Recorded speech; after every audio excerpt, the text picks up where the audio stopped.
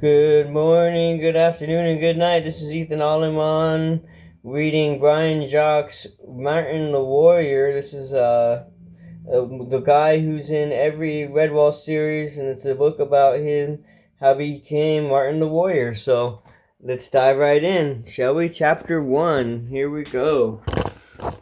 Chapter 1, here we go. Please like and subscribe. He was only a young mouse, but of strong build, with glint in his eye, and he proclaimed him a born fighter, a creature of few words, who never chatted needlessly. The early summer sun of the eastern coast beat down pitilessly on his unprotected head as he carried and stacked chunks of rock beside the masons who would shape it into blocks in large Fort Marshank. Sounds like he's a prisoner.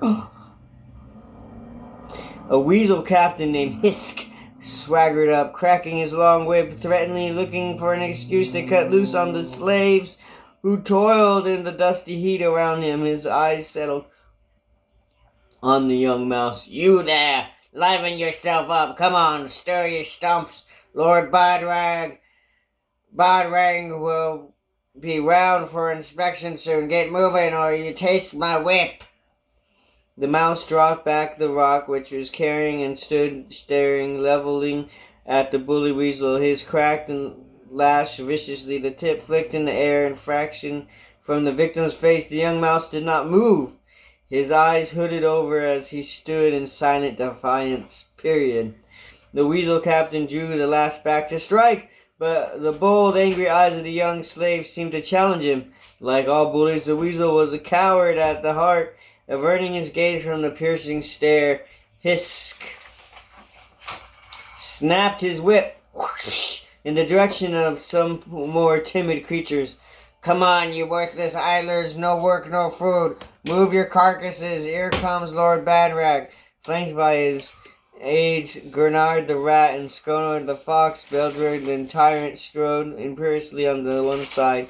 He waited for other two hedgehogs, hurried to build him a makeshift seat with stone blocks. Scalrag swiftly covered it with a velvet cloak. Badrag sat gazing at the work going on around him. The Stork Lord addressed Hisk. "Will my fortress be finished before summer is out?" Hisk waved his coiled whip about at the slaves. "Lord, if the weather was cooler and we'd add more creatures."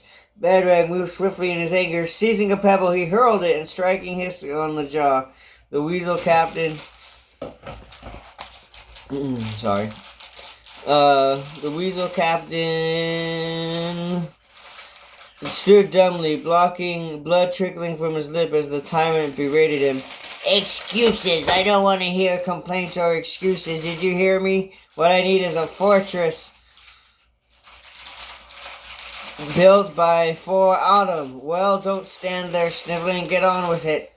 Immediately, Hiss got to work, flailing about with the whip as he passed on his master's bad mood. "Move, you useless lumps! You heard Log Badrang. Marshank will be ready before the season's out. It'll be double the work and half the rations from now on. Move!"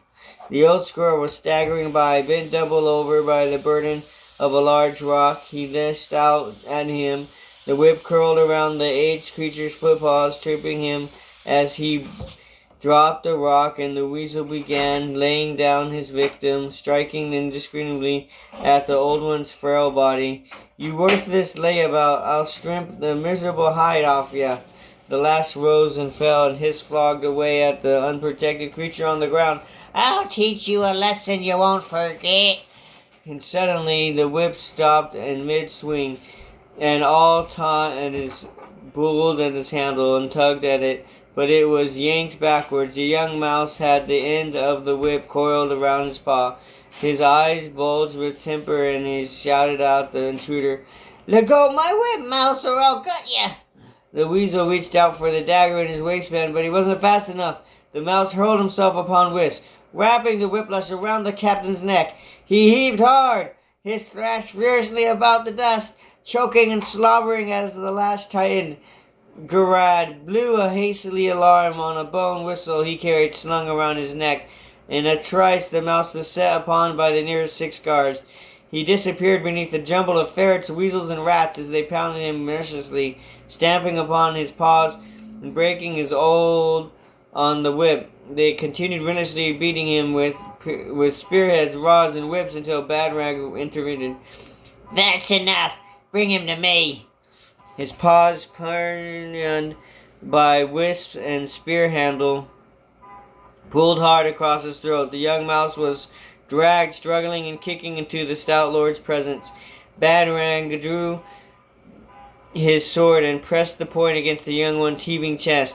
Leaning forward, he hissed into the captive's face. "You know the penalty is death for attacking one of my horde. I could run you through with my sword right now and snuff out your life. What do you have to say to that, mouse?"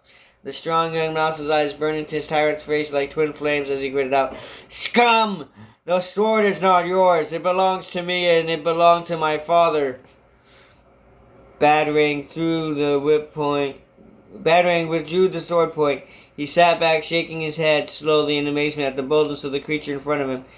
Well, you're not sort of nerve mouse. What's your name?" The answer was loud and fearless. "I am called Martin, son of Luke the warrior. See the rovering river run over hill and dell to a secret forest place, O my heart, Noonvale. Look for me at dawning, when the sun's reborn in the silent beauty twixt the night and the morn. Wait till the lark ascends and skies are blue. There where the rainbow ends, I will meet you." The mousemaid rose, sat quite still, and the last tremulous notes of her song hovered in the evening air. From an advantage point in the rocks south of Marshank, she looked out to the sea. The water was tinted gold and scarlet from soft cloud rays, reflecting the fair westering sun.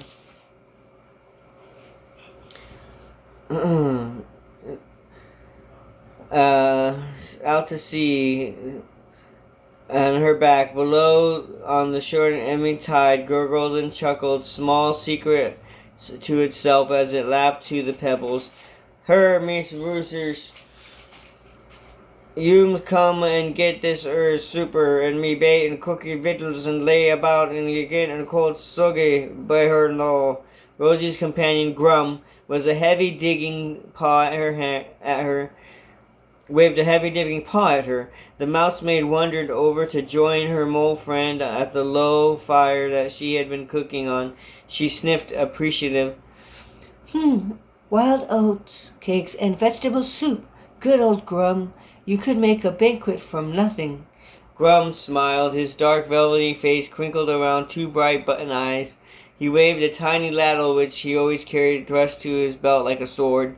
And you charm me birds out of the trees with your sweet talking busy. See down in the easy oop." Rose accepted the dark scallop. She fell to fragrant soup, placing her